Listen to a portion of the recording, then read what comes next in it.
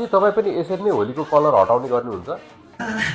हो यसरी नै हो आफ्नो स्किन बिगार्ने तरिका भनेको।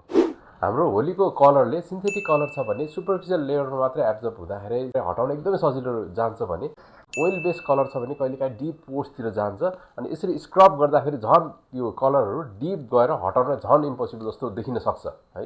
त्यही भएर यसलाई हटाउन खोज्ने बेलामा चाहिँ अलिकति प्यानिक हुनु भएन। फर्स्टमा हल्का हटाउने बेस्ट तरिका भनेको ओइल दल्ने, कोकोनट ओइल दल्ने, 15-20 मिनट राख्ने अनि त्यसपछि बल्ल माइल्ड क्लिन्जर या फेस वासले सफा गर्ने है। त्यसपछि हल्का मोइस्चराइजर लाउन सकिन्छ। त्यसपछि पनि गएन भने आत्तिने होइन, नेक्स्ट डेलाई हामीले कुर्ने हो। जबरजस्ती आजको आज नै कलर हटाउनै पर्छ भन्ने छैन है। यो होलीको कलर भनेको कहिले पनि पर्मानेन्ट हुँदैन, म्याक्सिमम टाइम टेम्पोररी नै भइरहेको हुन्छ। त्यो आत्तिहाल्नु पर्दैन। 3-4 दिनमा अरू केही फेस वासहरू एड गरेर हुन्छ कि या अरू एक्सफोलिएट ट्रिटमेन्टहरू त्यसपछि मात्रै गर्न सकिन्छ। Happy Holi, respect to skin barrier.